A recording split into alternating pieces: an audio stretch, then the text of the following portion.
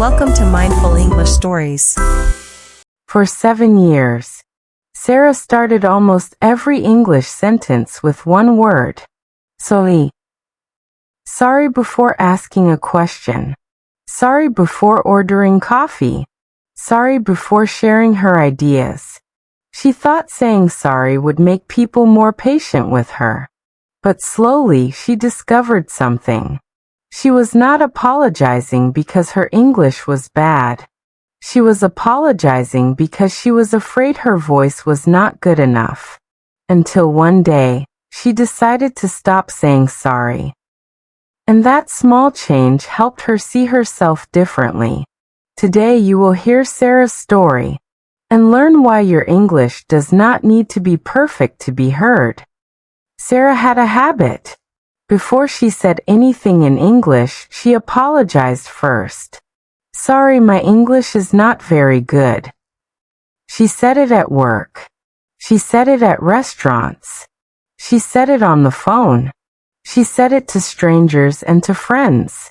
She said it so often that she did not notice it anymore. It had become part of her, like her name or the way she smiled when she was nervous. Last month, Sarah traveled to London for the first time. She had saved money for 2 years. She had planned every detail. The hotel, the museums, the small cafes she wanted to visit.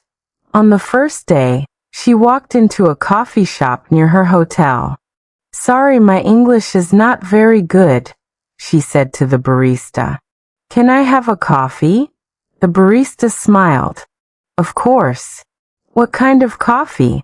Sorry, just a regular coffee. With milk. No problem.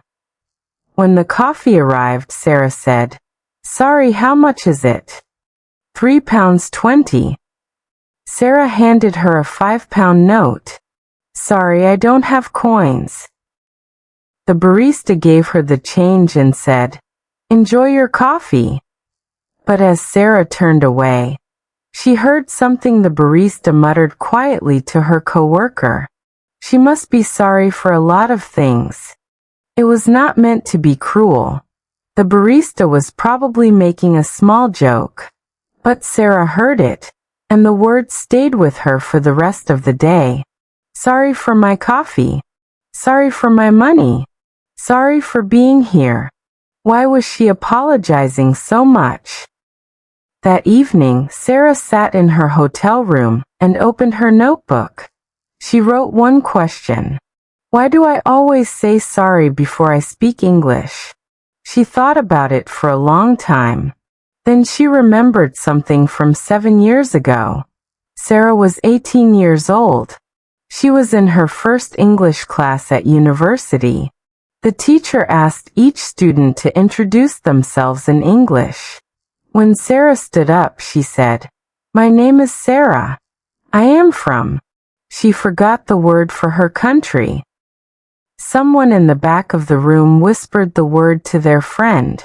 They laughed. It was a small laugh, not loud or cruel. Just a quick, thoughtless laugh between two students. But Sarah never forgot it. When she sat down, her face was burning. She told herself something that day. She told herself, Your English is embarrassing. You need to warn people before you speak. You need to apologize. And so she did. For 7 years. Back in the hotel room, Sarah closed her notebook. She felt sad, but she also felt something else. She felt tired.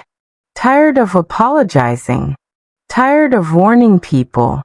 Tired of starting every sentence with her own weakness. The next morning, she decided to try an experiment. She would speak English for one full day without apologizing. Not even once. She walked into the same coffee shop. The same barista was working. Good morning, Sarah said. Could I have a coffee with milk, please? No, sorry. The barista smiled. Sure. £3.20. Sarah gave her the money. Thank you. No, sorry. The barista did not look upset. The world did not end. The coffee tasted exactly the same.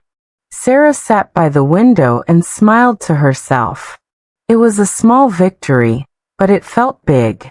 Later that day, Sarah visited a museum.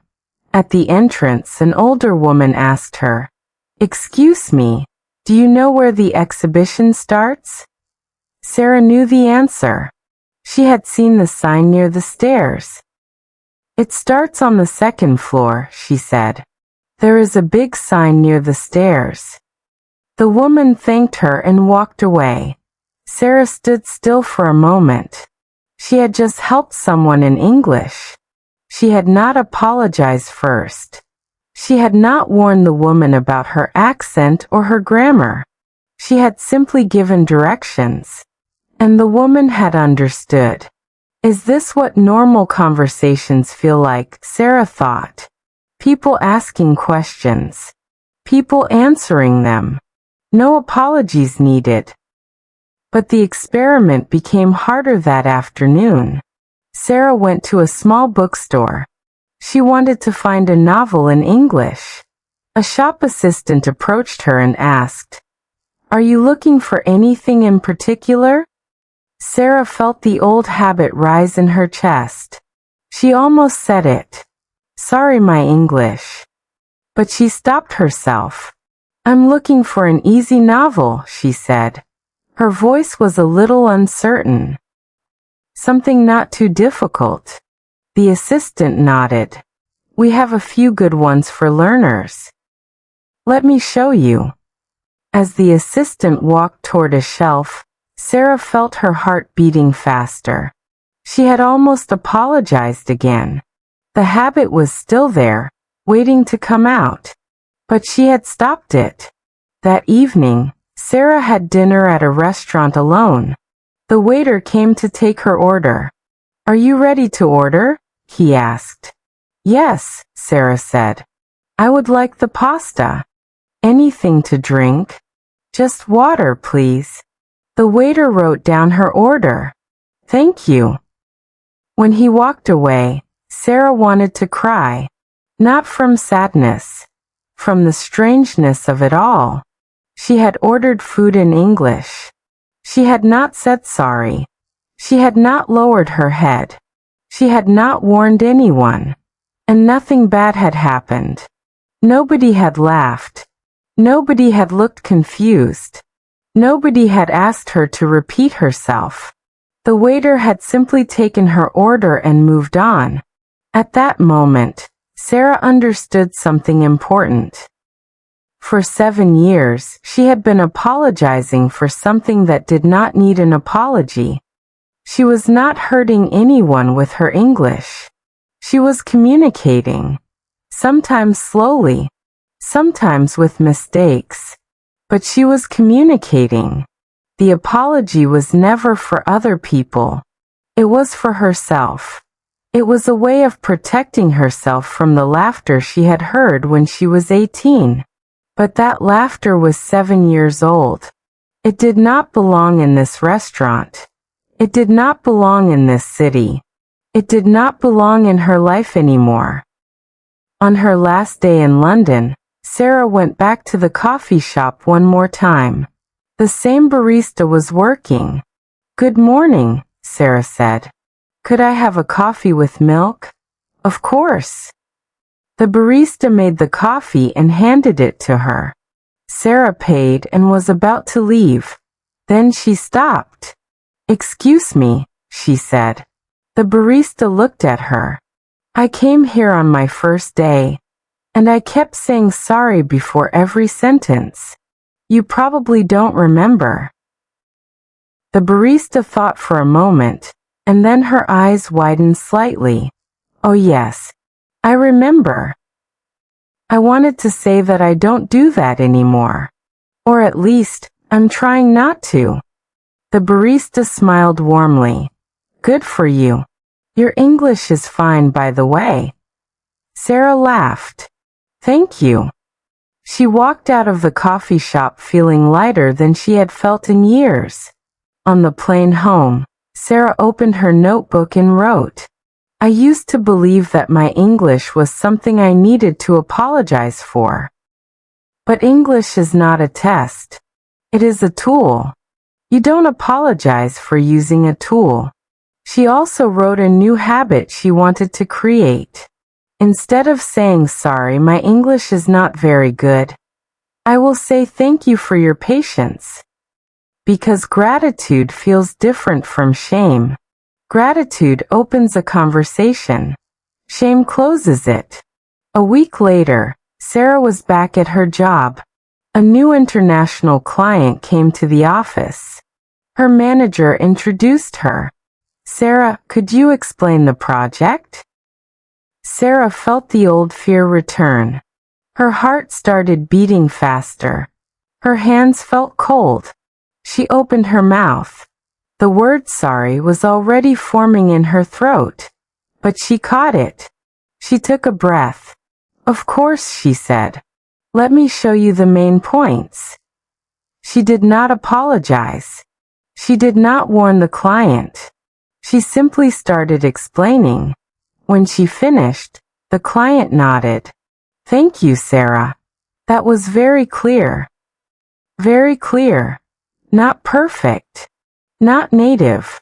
Not flawless. Clear. Sarah smiled. If you always apologize before you speak English, try this. Instead of saying sorry, my English is not very good, say thank you for listening. Instead of sorry, I don't speak well, say I'm still learning and I appreciate your patience. You do not need to apologize for learning. Learning is not a mistake. It is not a weakness. It is not something to be sorry for. Every time you speak English, you are doing something brave. You are using a language that is not your first language. You are reaching toward another person. You are trying to connect. That is not a reason to apologize. That is a reason to be proud. If this story felt familiar, subscribe to Mindful English Stories for more meaningful English stories, listening practice, and real-life conversations. Thank you for listening, and I'll see you in the next story.